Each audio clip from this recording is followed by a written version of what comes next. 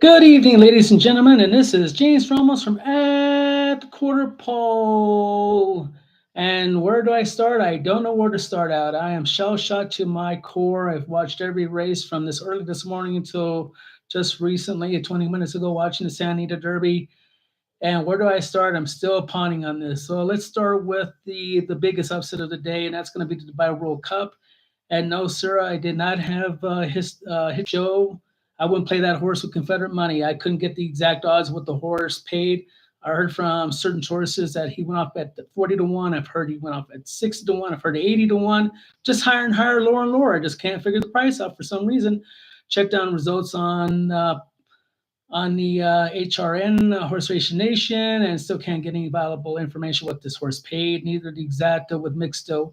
And I won't make excuses. If I had to play this race over 100,000 times, I would have still gave you the same pick that I liked, and that was Walk the Stars and Pearl Emperor, and they came out to be hit show from out of the blue. Double checked on that. Lost the Sandy to handicap by 10 lengths. 10 lengths, which every 2 lengths is about a second off. So 5 seconds off the pace off lot to win the Sandy to handicap.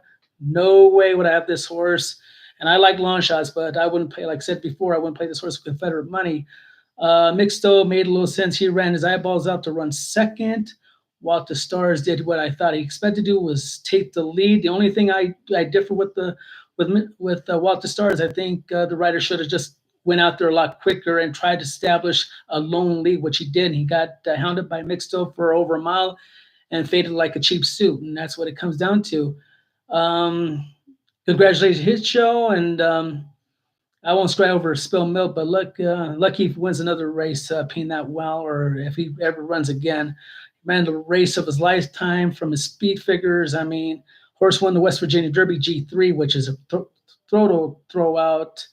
And against running this kind of horses, there was no excuse for also Forever Young. Had the 5 posts. She didn't get pinned. She had a clear trip, a little washed out before the race started. I noticed that, but it's hot and Dubai, and everybody would be able to wash. I'd be washed out if I was out there in the grandstands watching this race. So that's my 2 cents on that race. Let's go on to the second most probable race on my handicap, and then that would be the Wood Memorial. Rodriguez got an easy lead, and he's just sauntered away on the inside, 23, 47.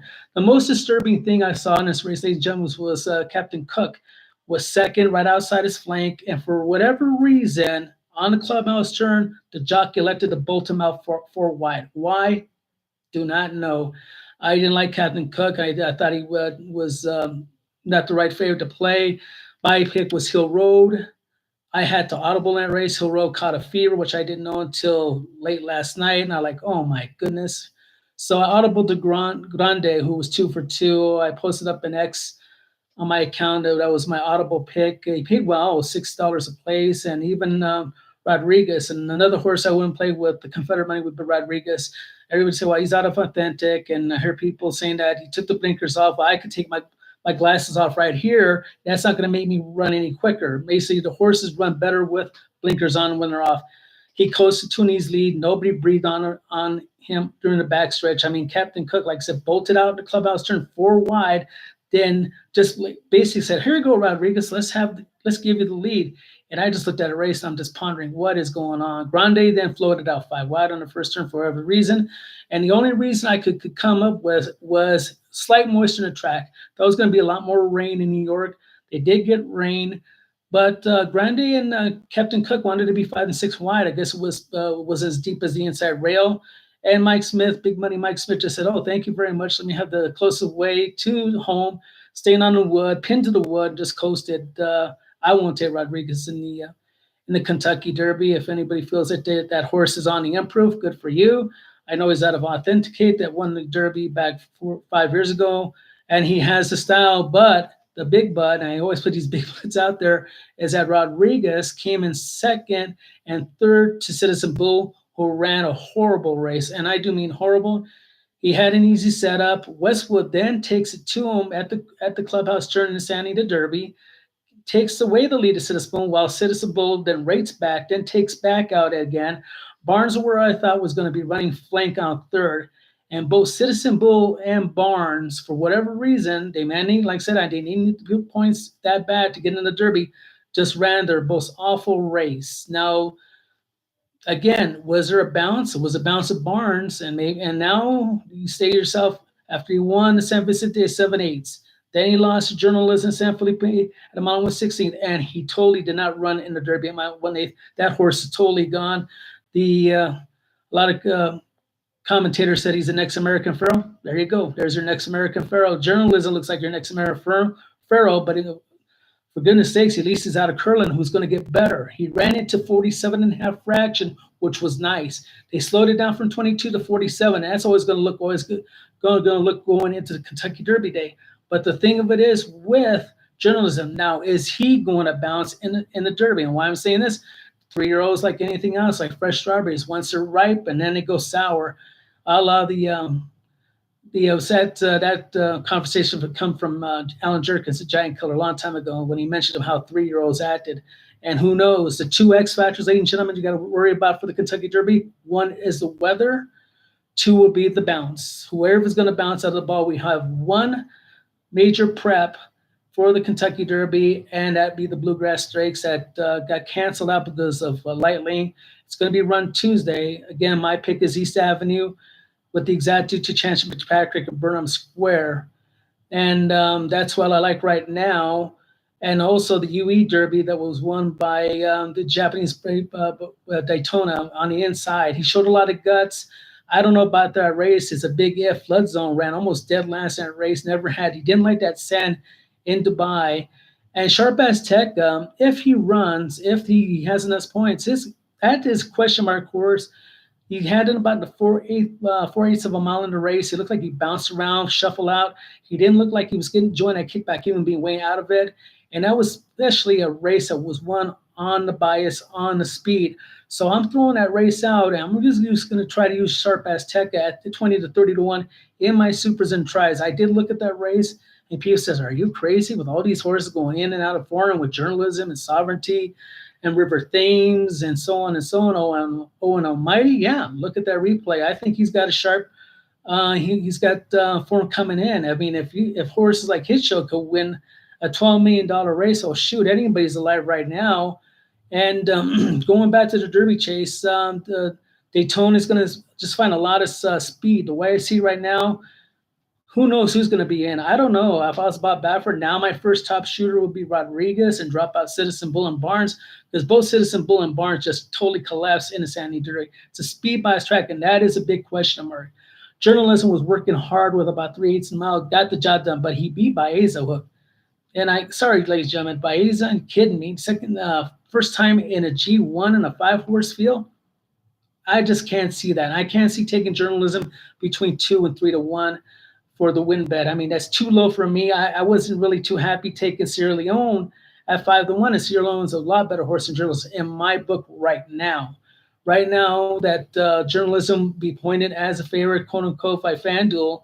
And what they're going to get off from 2 to 1. You still have, like I said, you still have the Bluegrass Stakes.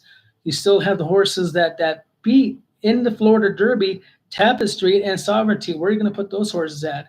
I haven't had a chance to put up my fair odds for the Derby. I don't know who's going to be running in the Derby for the next month. There will probably be horses bumping in, bumping out, coming in and coming out. I'll tell you one day I was shocked and to my britches about some of these races, the way they unfolded. That's why it's horse racing. Every race is different. Every jockey reads that racing form like I do, and they're looking, well, how can I pull the upset? But Journalism strong. The Curlin horses stay for the year. Sovereignty needs an equipment change. If he's going to run, especially that track comes up gooey, he needs goggles.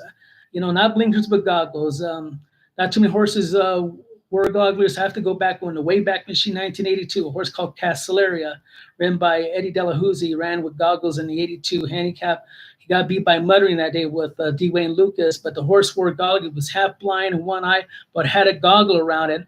And I would, if I was Bill Mott, and I'm not training, God knows if not, I'd probably be in the non-win percentage if I was a trainer. But I know horses and what they need, and I think that horse needs goggles. Even if the track doesn't come out muddy or wet if it comes out fast, because that horse has got a world of potential, but he doesn't like kickback.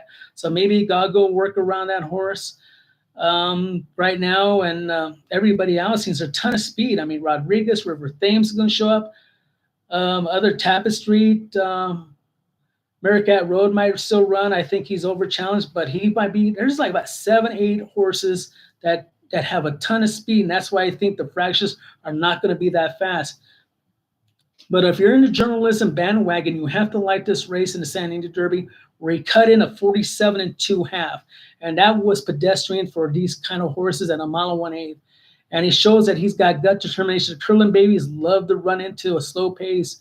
You know, he's Curlin won the Dubai Classic, and he came in second to Rags to Riches, where he should have won the race, but it was a jockey race where the John Velasquez edged him because he kept Curlin in the 2007 Belmont Stakes, bottle on the inside. He had the outside. He couldn't let him roll because he wanted to be outside, not the inside. But that's a horse of a different color and part of the pun. But I am going to have to do a lot more research. I got a month and see what happens. Also, beware the another X factors. What horse is taking to Churchill Downs? There'll be a lot of horses that don't take to the track. They're in form, but will not take to the track. And there's going to be a lot of horses that have been semi out of form, not complete out of form, are going to relish that track for whatever reason.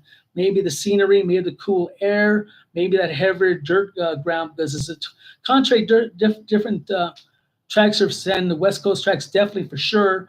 Also from Aqueduct and also from Keeneland.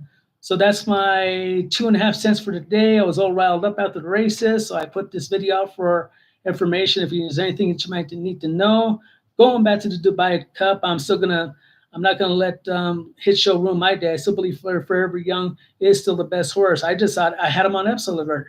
I did my video. I said he could get beat this day. He ran so hard in the Saudi Cup. He ran even twice as hard in the Breeders' Cup. And horses are like humans. Sometimes you put so many good efforts, you're going to have to throw a little bit of a bounce. But to lose in the Hit Show, very questionable. I'd like I said, not to impugn Hit Show and the connections of Brad Cox and Laurent Leroux for winning the race, but I wouldn't play this with $2 million of Confederate money. If they gave me the horses, somebody said, gave me a race to Todd said, go play this horse to place the show. And I'll look at you and said, no thanks. But that is my spill. That's my guarantee spill. This is James Ramos from At the Quarter Pole, where winning and history run neck and neck. Have a good evening, ladies and gentlemen.